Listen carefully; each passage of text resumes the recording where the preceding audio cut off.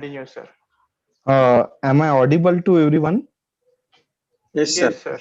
Okay. I thank the organizer, Dr. Prasad sir, and all other participants to giving me this opportunity and another way to consider my request. I was supposed to present at last, but actually I am at a very remote place in Maharashtra. Uh, what you are seeing, that is just a background, that is not proper image. I'm sitting in one of the village in Maharashtra for one of the social camp. So there is lot of network connectivity issue over here. So if interruption happen, pardon me for that. I have made the arrangement, but due to the time constraint, I just requested to organizer and they have considered my request. So I again thank them. So not wasting much time, I start my presentation. This huh, uh, does my screen is able to share? Okay, my screen is viewed by everyone. Host Rohit, hello. Yes, yes, sir. Yes, Okay, it is visible. okay.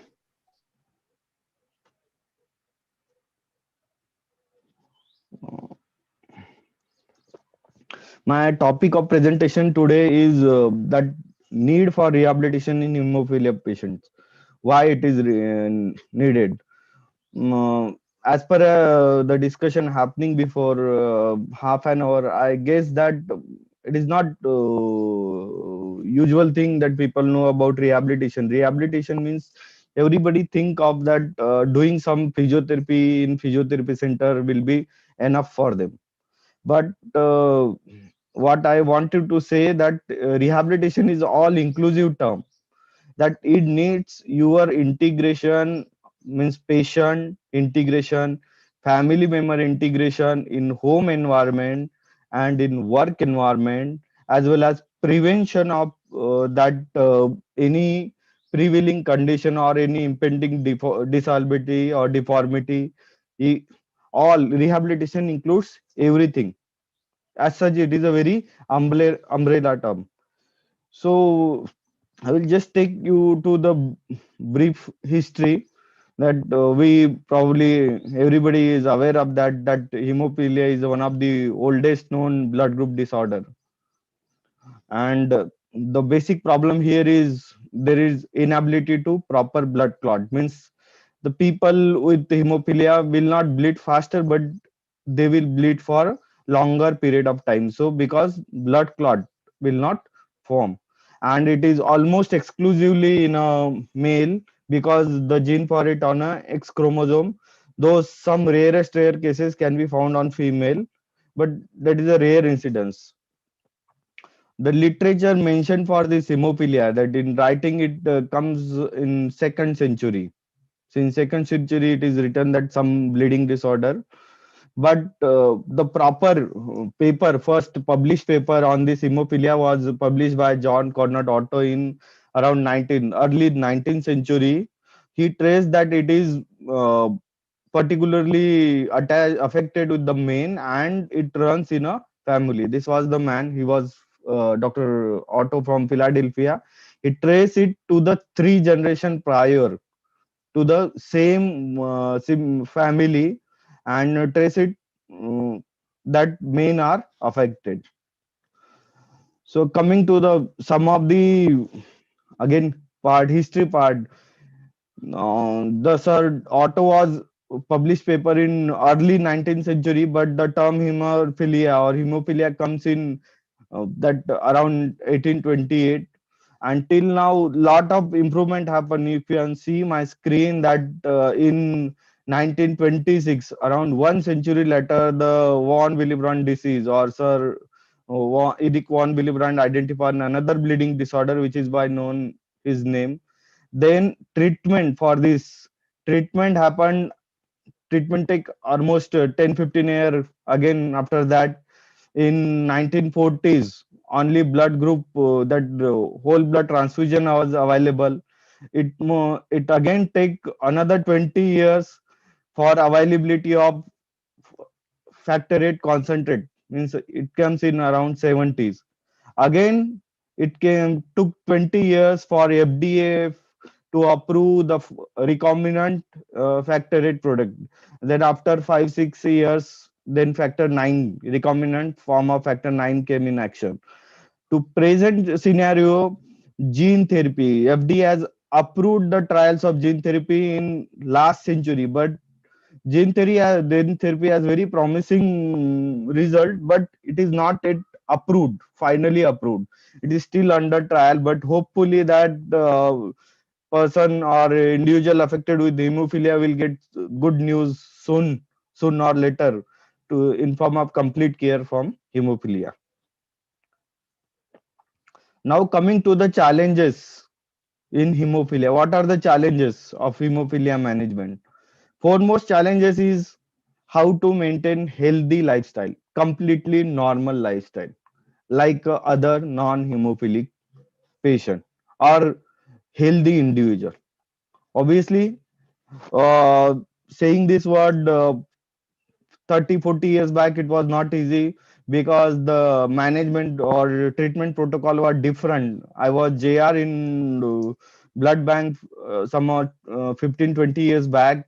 So that time the treatment protocol was different. Now treatment protocol is different.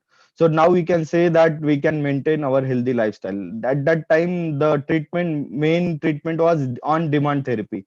Now we are moved to the next regime, prophylactic or monoclonal antibodies. Second challenge is to prevent the joint bleed or muscle bleed. How? While maintaining this healthy lifestyle, we have to prevent it, because prevention of bleed, joint bleed or muscle bleed, because it is a major disability factor in this kind of patient, hemophilia patient, will again, prevention of bleed will again prevent the long-term disability in such patient. What are other challenges? There are lot of psychologicals. As soon as patient diagnosed, or children generally, this disease is diagnosed in early childhood. As soon as parents come to know that their child is diagnosed with hemophilia, there is lot of stress and worries are associated with because at now there is no cure. So there will be, we have to address this stress and worries. Then there is lot of financial constraint, because lot of financial management has to be planned for near future and long term future. So government is planning, or the societies, non government organization like hemophilia society are putting their effort for social awareness and giving the financial support to the such individual. But still we have to look after the this challenge. This comes as a hurdle in a management of hemophilia.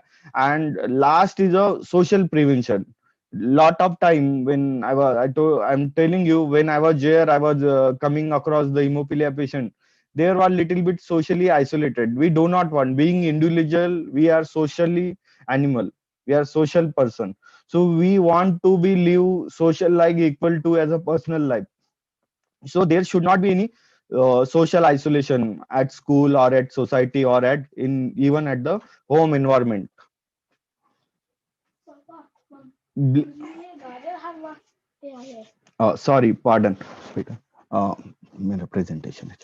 Thank you. Sorry, my son is there with me, so I beg pardon. What are the symptoms of bleeding disorder? Everybody knows, are aware of, but just I want to remind it. What are the symptoms or signs? That bleeding into joint, it can be in a muscle, or even it can be in a soft tissue. It can be even excessive bruising, or even it can present like heavy menstrual period or prolonged menstrual period in some cases. Sometimes it is a very common unexplained nose bleed, we scientifically call as epistaxis, or even most commonly it is extended bleed after minor clots, or vaccination or blood drawing, or even dental or minor surgery. Some, or in severe cases it can be the spontaneous hemorrhages. What are other complications of hemophilia? We come across that most common is a anemia. And symptom of anemia is a lethargy. And why it is happening? Because there is a repeated bleed. So there is repeated blood loss. So there is a loss of iron, loss of heme. So it is giving rise to the chronic anemia. That is lethargy, shortness of bleed, or even it leads to the increased susceptibility of infection, or pallor, common. That is one of the common sign doctor observe, and coldness of the extremity.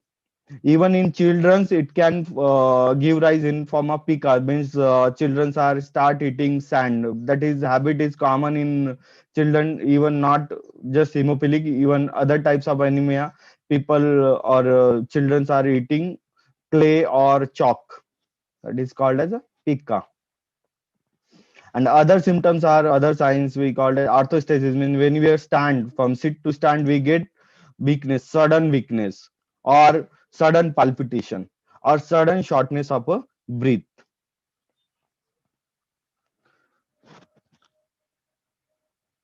What are other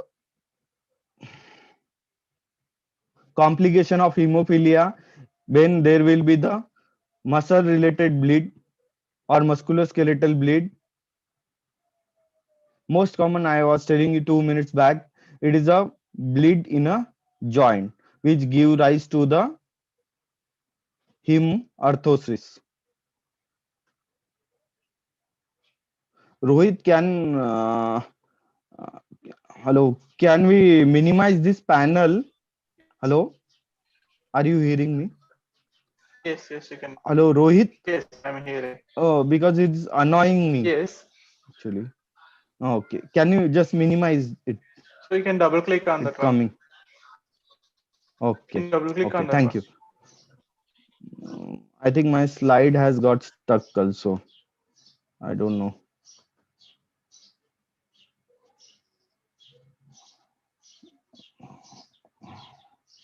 Okay, so when there will be the bleed in joint, it will give rise the crepitus, swelling, hot joint, or stiff joint, and pain in joint while movement. Or sometimes the bleed can be in a muscle also. That will give rise to the muscle hematoma. Or some mostly it is a joint bleed or muscle hematoma. And what are the joint involved in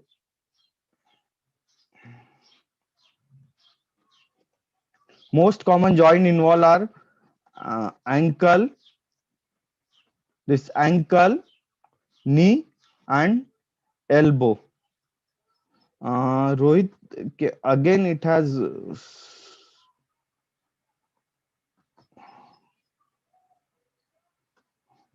probably.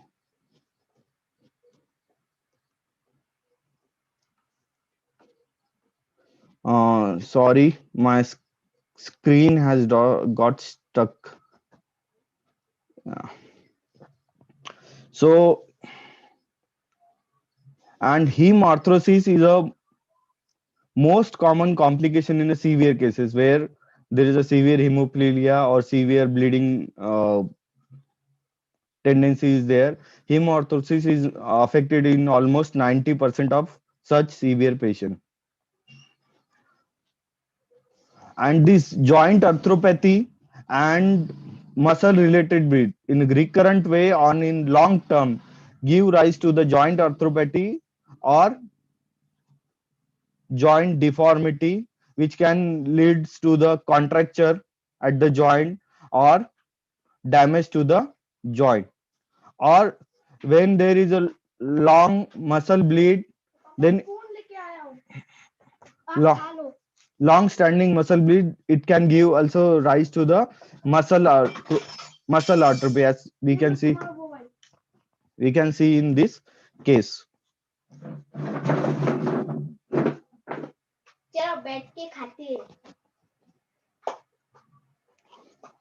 So what are other complication related with the hemophilia? Why I am discussing this complication? That because this complication will give rise to the long term disability in such patient, or they have potential to give rise long term disability. So there can be the genital urinary related bleeds.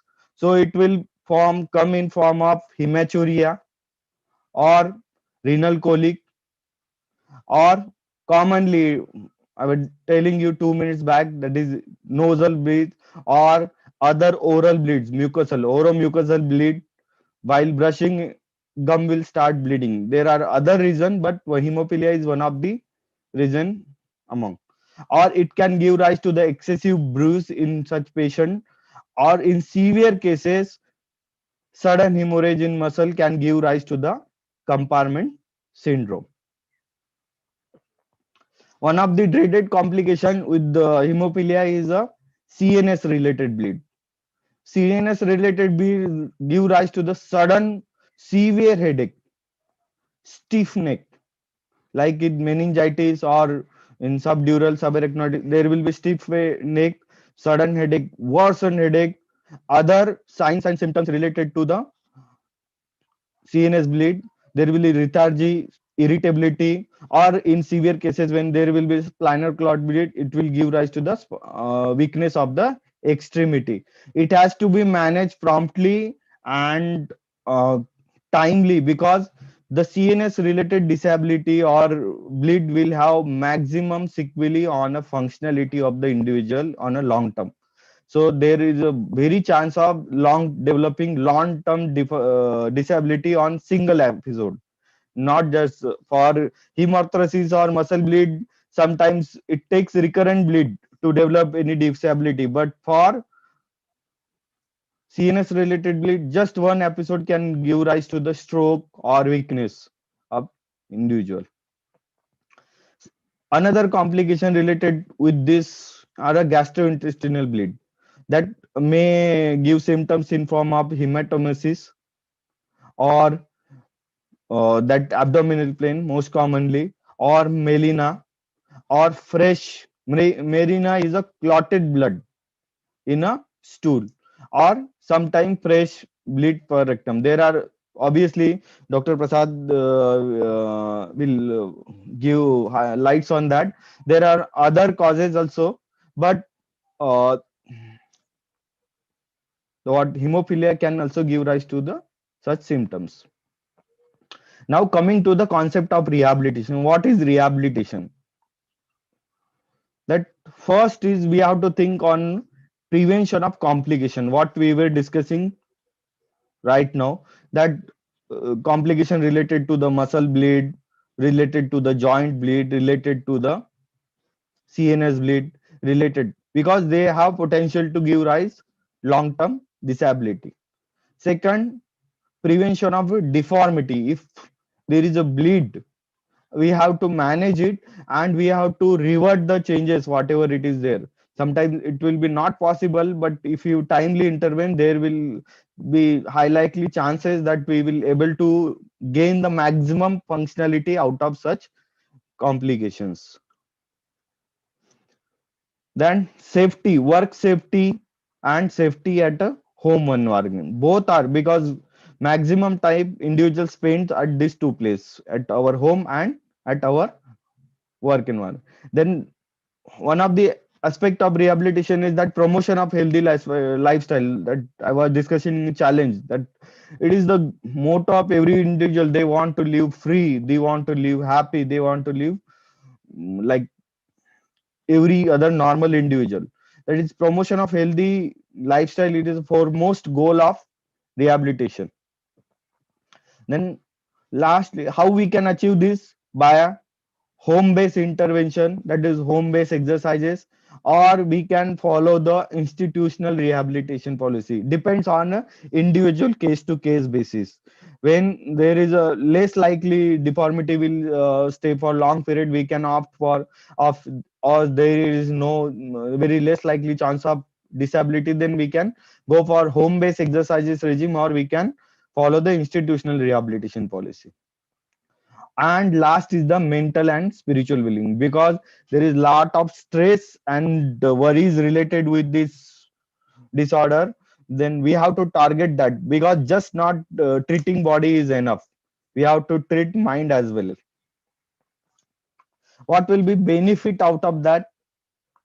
If we timely intervene, then if we timely intervene, promptly intervene, there will be the rapid recovery. Then there will be long-term benefit, and there less likely chance of joint damage or muscle damage. There will be preservance of muscle strength and joint. And there is another, there will be no pain. There is a associated dysfunction, then this dysfunction will lead to the hospitalization, then long term disability. We are, if we treat promptly and timely, we are preventing the chain of actions which will lead to the good quality of life in such individual. Treatment part is taken afterward, by Dr.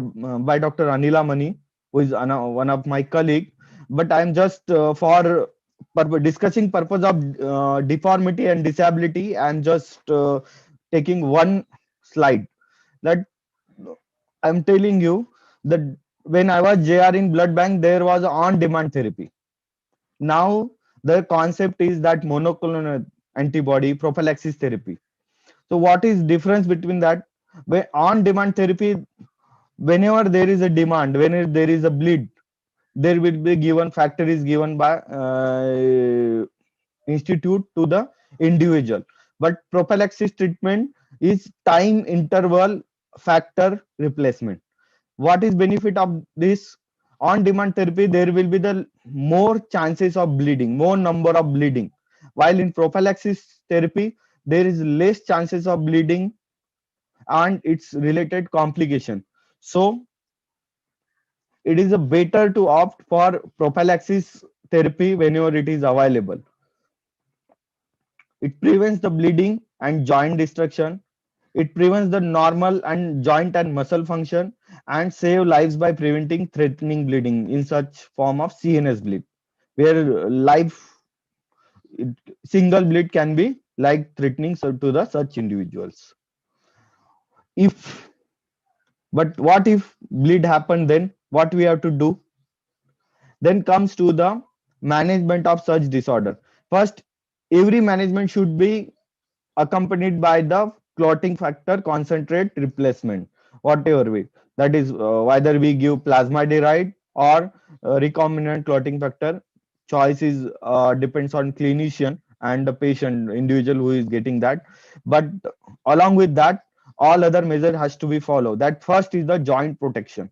That to prevent the further movement of joint, that will reduce the swelling, tissue damage, and another further complication of joint destruction. Then rest to that joint.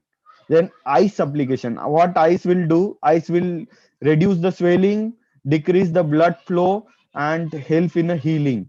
Then compression will again augment the bleeding, stoppage of the bleeding, and elevation. It will again augment the stoppage of bleeding. What are instrument, or what are the splint? We called it as a splint used for joint protection. This is example, a few example of joint splint. That is for shoulder. This is for shoulder immobilization. This is for elbow immobilization. This is for wrist immobilization, wrist splint. Or for lower limb, this is knee immobilizer. Or for ankle, we use ankle immobilizer. There are another different set of, there are long, short, even one splint can use for two joints. But for just simple understanding, I have tried to put all in one slide. If the bleed happen in home or remote place, then what we can do? We can prepare the splint in emergency. The material, what material we can use? We can use cloth, cardboard, and PU-film. One hard material, that wood or cardboard, and one small material to give just bedding, and to support one hard material is needed. That is cardboard, PU foam, or bandage. Bandage is required to tie the splint in a place. Even it is very easy to make when you and we can make it from any available material. and it is providing as much as good support as marketed splint. That this splint is made of, if you can see, inner is a PU foam and outer is a cardboard. That, and in here we have just put one cardboard and tied it with the close. We can make any kind of splint in emergency. This kind of splint we can also make in, sometimes there is a trauma associated with the non-hemophilic patient also. It is not that in hemophilia we make this. In non-traumatic, in traumatic non-hemophilic patient also we can make splint to stabilize such joint in patient. Then coming to the ice application, the ice should be, when in OPD when I see patient, I usually take, for any swelling, I usually told patient to apply ice. They usually apply for 5 minutes. It is not enough. When there is a bleeding, we have to apply it generously for at least 15 minutes. How we can apply it? Either through gel pack or taking ice cube in a cloth, and with the gentle circular motion, or we can keep just gel pack wrapping and wrap it in a clothes and put on the joint, covering the whole of the joint or a muscle where what is the part affected. We have to apply at least 15 minutes. 30-minute application is ideal, but people, if individual is not having that much time, then at least 15 to 20 minutes it should be applied. And another, what are other augmenting things we do, that is a compression bandage. That it compression bandage, it should be done ideally in 2 layers. First is the soft layer, that is, first layer is wrapped by cotton or soft cotton roll. Then second layer, it should be done by the semi elastic uh, bandage material, that is crepe bandage we normally called is. And it should not too tight to impair the distal circulation. Means when we apply the bandaging, we should check the pulse of the distal limb. It, if it is diminished, then there is a problem in a bandage. It should be not too tight or not too loose. If it is too loose, the purpose will not be solved, or if it is too tight, then it may done harm in a long term. Then, along with compression bandage, we should augment it with the limb elevation. Optimum angle for limb elevation is 45-degree, but at least we should keep at 30-degree from the rest of the body. How we'll do it? We'll put 3 pillows on a limb, any limb, lower limb or upper limb, and patient should be, preferably should be flat for lower limb. For upper limb, patient can be sitting as well as a lying flat, but we should keep 3 pillows to achieve the enough height. Then how we can protect such hemophilic individual at home environment? We have to adopt the fall prevention strategies. Now government of India, for last 2 days, is running one more scheme, that is Sugamma Bharat Abhiyan. So this scheme targets the disabled individual and their free universal assessment everywhere. So government is promoting the public places disabled friendly, where there will be grab bars, side rails, there will be anti-skidding tiles. But we have to again adopt these strategies in such individual, especially hemophilic, and where old individual are residing in home, because fall can be sometimes very dangerous. It will lead to the fracture and related bleed and related complications, and sometimes it can be life threatening also. For small kid, we should use a small toothbrush. Even small toothbrush can be used by adult. For kid, we should use small toys, soft one. Not we should not use a sharp toys or metal toys. And we should cover the padding of the crib with the clothes, soft clothes, or sometimes with the PU foam. Even there are nowadays everybody have furniture. We should avoid the furniture which is having sharp edges, or there is a chance of bruising or trauma or any type of injury on an impact. And for this grab bar, We should apply the grab bar, anti-skid tiles, and we should use the carpet in a bedroom or appropriately when your hall or bedroom where children are playing. If they, even if they fall, it will act as a cushion, and there will be the shock absorbing effect, and there will be no less chance of bleeding.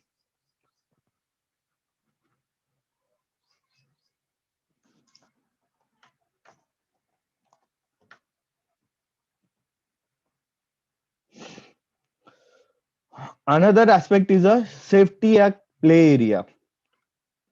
That when child we I have observed that many parents protect their child and encourage not to go outside. But I will say that we are this not an ideal practice.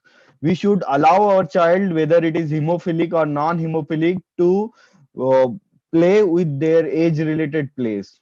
Why it is important? It is it will not just promote their body growth, but it will also promote the mind, the creativity of children.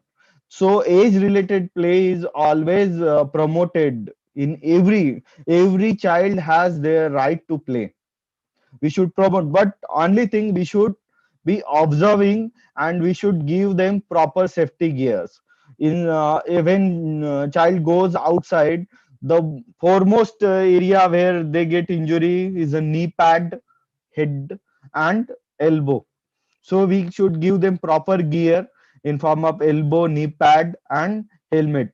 And for even when we should give them proper ID in case of emergencies happen in school properly. In sometimes when children will go in school, and if they do, because in home children will be in protected area, but in school the layer of protection will not be that much as children are in home. So we should give them proper ID, medical condition, emergency contact, blood grouping. Every school is following these guidelines, or but still we should be extra precautionary, that in case of emergency happen, children will be knowing about our child, and he will get proper treatment at proper time.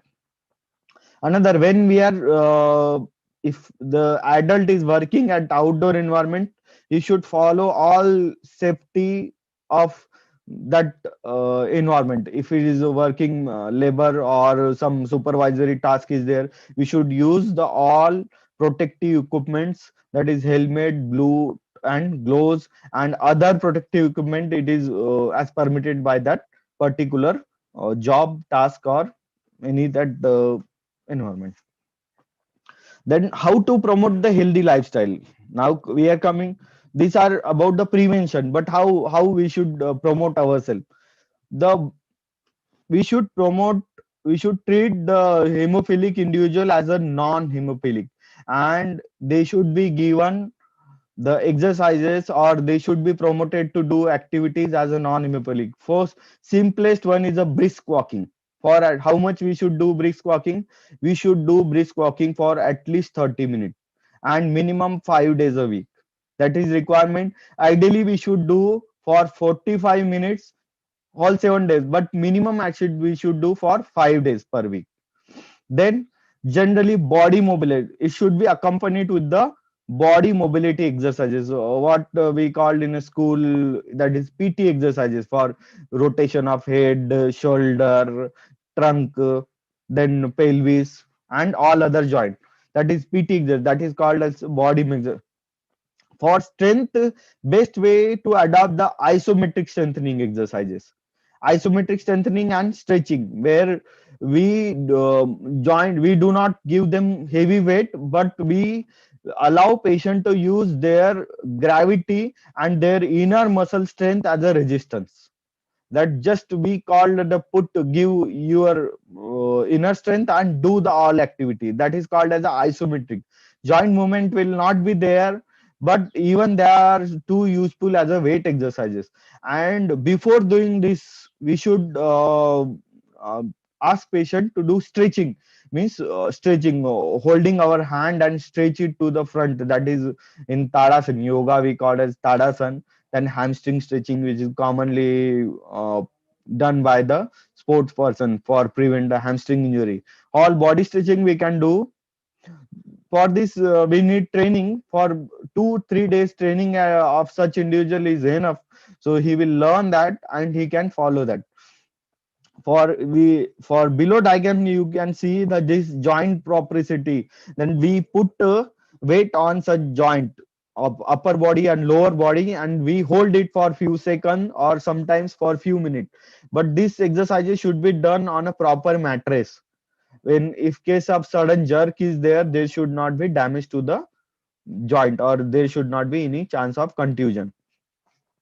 And for this strengthening part we can do just sit ups, gentle sit ups, supported sit up, or supported with the wall or with the grab bars. And for upper body we should do isometric. In case we can adopt a thera band, that is resistant band stretching exercises, uh, that also needs 2 3 days training or 1 day training in supervisory setup, then individual can follow that. Another thing is that we can do surya namaskara, that is at our home. That is why, because I have observed, I am looking after many patients, but they what they do exercises for a few days, sometimes few week, and sometimes few months in rare cases, but they give up. They then stop doing it. Whenever people come to me for any problem, they will stop doing exercises after few days. But Surya Namaskara is the thing we can adopt it at home and we can continue it for a longer period of time. And it is our own indigenous system. You can see the model is doing all the steps of Surya Namaskara. It can be done by all age group, and it covers, the beauty of it is covers the both the mobility part as well as strengthening part and as well as stretching part. So whole exercises is done by in whole set of round. Generally 6 to 10 rounds is enough for normal individual, but for hemophiliac we suggest them to do it slowly to prevent the sudden muscle pull. We can do through 3 rounds slowly, then again we can do at a regular pace. A lot of videos on there on YouTube, we can follow that, or we can go to any individual who is practicing it, or any therapist or any rehabilitations person who is uh, like me, to follow this how we can do it. We, even if we do 1 or 2 days in a protected environment, we can follow it. Then recommended, what are the recommended exercises for hemophilic individual? The exercises should be very low impact, or it should not be too strenuous. So best are the cycling. It is also very low impact and it is good for our heart. It can be done outdoor as well as indoor, but outdoor trekking type cycling is not permitted. It should be done in a supervisory environment, or if it is individual is having proper that factor level, then we can do it. But patient belongs to the category of severe or sudden chances of, there is chances of sudden bleeding, then we should not do outdoor, but indoor cycling we can do anytime. Then brisk walking, I was telling you, brisk walking can be done by any individual at any environment. It is no harm of doing brisk walking or gentle walking.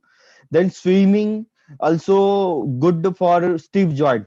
It is particularly better because India is a tropical country where there is a lot of sweating and there is a lot of muscle stiffness. So swimming is very good for our tropical country. Like, it relaxes our joint and it gives a soothing effect, and also it has muscle strengthening and cardio conditioning effect. And yoga, another our indigenous system. But only thing is that when we are doing gentle yoga, we can do in a protected environment or in observation. But there are yoga has two levels of, for beginners and for advanced. For beginners there are difficult asanas. So difficult asanas have there are chance of muscle pulling, so we should do it only after the practice, or practice for few months or sometimes years, then only we can go on the difficult. But easy asanas you can anyway do it, there is no harm of doing these yogas. Wa- then we should promote child as well as adult for not for physical well-being, for mental well-being also, age related plays.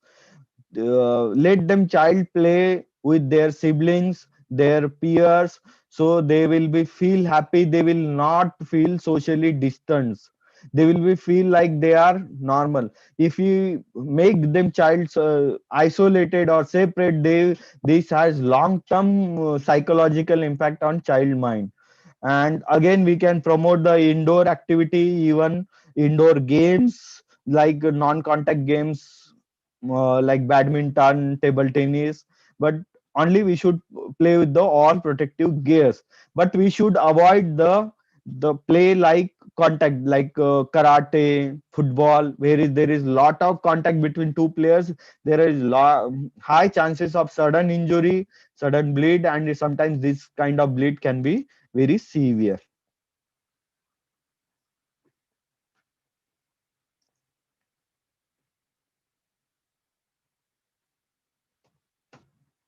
Oh, sorry, my screen is getting hang, I think, because of network issue. I'm working on it.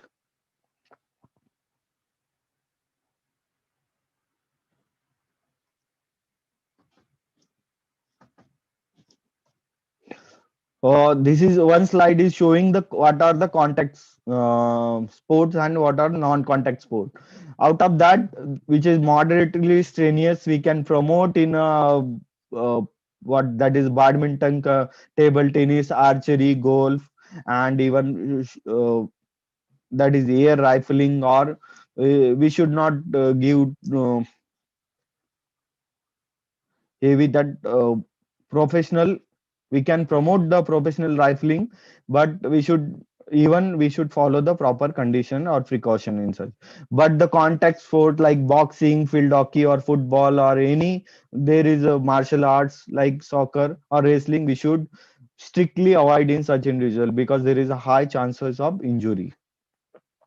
Who needs the institutional rehabilitation? Who needs it? When there is a severe bleed or persistent bleed, or there is a persistent joint stiffness or joint pain, that individual will need hospitalization and observation and institutional rehabilitation program. Then when there is a chances of repeated bleed history, or there is arthropathy, then there will be lot of functional disability in such individual, that they will need some gear and rehabilitation in a protective environment, or institutional rehabilitation. Sorry for my word. Then when there is a muscle atrophy or weakness, then this kind of individual needs to be work for longer period of time for gaining the functional strength of muscle. Even that patient needs to be admitted or observation. And when there is a joint proprioceptive loss, then this such individual needs to be admitted, or needs the uh, rehabilitation program in a observation. Or when there is a CNS bleed or complication, that individual needs to be admitted and have to go for long term rehabilitation program. Now coming to the my last part of presentation, I was telling you, not just the physical well-being is important, but mental and spiritual well-being of individual is very important. Because if individual is a disturbed psychology, then even if the body is performing well, he will not take benefit out of it. There will be always chance of fear and stubbornness in such individual. We have to target it. First we should find who are the patient, or who are the family where who are at the risk of getting psychological worries. We have to find the target group. Even it should be promoted for norm every other individual and family member of hemophilia. Then what are simplest measure of mental and spiritual well-being is a slow deep breathing. There are different name for that. That but lot of research has happened on this slow deep breathing. I followed with the observation technique.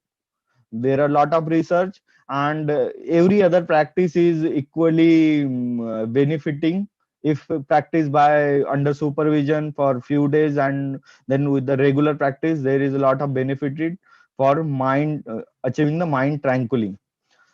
uh, I am serving in one of the NGO for last 7 8 years. So Bhut Shuddhi Kriya, I am talking about Bhut Shuddhi Kriya. It probably new word to you, but it is a capsulated form of yoga, pranayama, and meditation. So luckily, because I have to come to lot of psychological patient when there is a CNS related problem for neuro rehabilitation, there are a lot of psychological issue.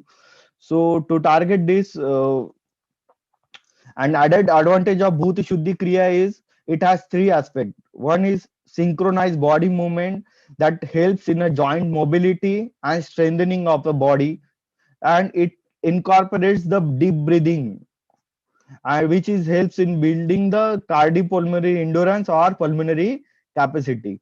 And third is a self observation technique. It covers all the things, so which brings the mind at the tranquility and recharges our body battery. If you see on a screen, it can be learned free of cost from online. Mm, there is no we are practicing presently. I am pursuing one of the project under it, research project for Bhuta Shuddhi Kriya, where we are assessing the pulmonary capacity in individual and effect of it. The results are very promising, and whatever my experience is also very promising. What is the take home message from my side? That there are different regimen of treatment for prophylactic, and this prophylactic regimen should be preferred.